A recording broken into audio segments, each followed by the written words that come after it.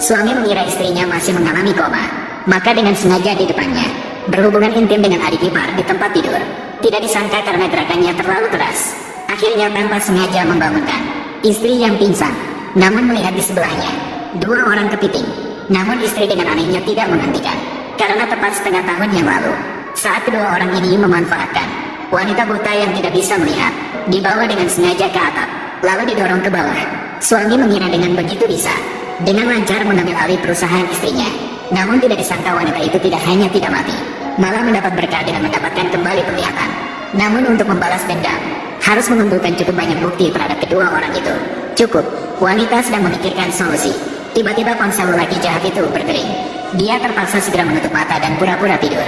Namun tidak disangka saat lelaki jahat itu pergi menjawab telepon, adik perempuan yang licik malah berniat langsung menghilangkan wanita. Kakak perempuan, mengapa kau masih hidup? Kau hidup, aku hanya bisa menjadi kucing selamanya. Tidak bisa dilihat oleh cahaya. Tapi yang harus aku lakukan adalah nyanyaku. Setelah berkata begitu, wanita licik langsung mengambil bantal, bersiap untuk menyumbat kakak perempuan sampai mati. Wanita itu tahu dia tidak bisa berpura-pura lagi, maka dengan cepat membuka kedua matanya, menunjukkan bahwa dia masih hidup. Dia pikir dengan begitu semuanya akan baik-baik saja. Namun si adik licik setelah melihatnya, malah semakin mantap keputusan untuk menghilangkannya. Wanita itu panik seketika melihat situasinya.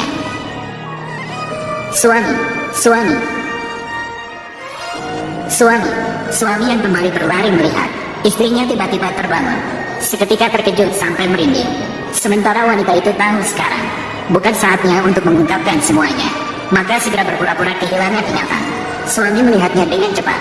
Istri, kau benar-benar tidak ingat, kau tidak sengaja menginjak hampa, jatuh dari lantai. Sekarang sudah setengah tahun dalam keadaan koma selama setengah tahun, terjatuh. Bagaimana ini mungkin? Melihat ekspresi wanita yang tidak terlihat palsu, keduanya mulai percaya setengah hati. Namun demi keamanan, memanggil dokter untuk memeriksanya. Song Zongfu memiliki takdir yang besar, tidak ada masalah besar lagi. Tapi istriku tidak ingat kejadian sebelum dia pingsan. Apa yang sedang terjadi di sini? Jatuh dari tempat yang begitu tinggi, berhasil menyelamatkan nyawanya. Itu sudah merupakan keajaiban. Kehilangan sebagian ingatan, tidak masalah. Mendapatkan jawaban yang pasti. Keduanya sangat senang, mengira rahasia mereka aman. Tidak ada yang akan mengetahuinya. Namun ternyata semuanya hanyalah wanita berpura-pura di depan mereka. Wanita yang cepat pulih, kembali ke rumah. Sementara kedua orang tersebut tidak menyadari, mengira dia masih buta, malah berpelukan di depannya. Tanpa mereka sadari, pada saat itu wanita sudah merencanakan, sudah berkelompok. Suaminya ingin membantunya mandi, namun ditolak langsung oleh wanita. Saya akan melakukannya sendiri. Ada apa? Dulu suamimu yang mencuci pakaianmu. Suamiku, aku harus belajar melakukannya sendiri. Kalau tidak, kamu akan mengambil alih perusahaan sepenuhnya. Kamu juga harus merawatku. Itu akan sangat melelahkan. Aku tidak tega. Sayang, kamu benar-benar sudah memutuskan untuk memberikan seluruh kendali perusahaan padaku. Ya, sayang.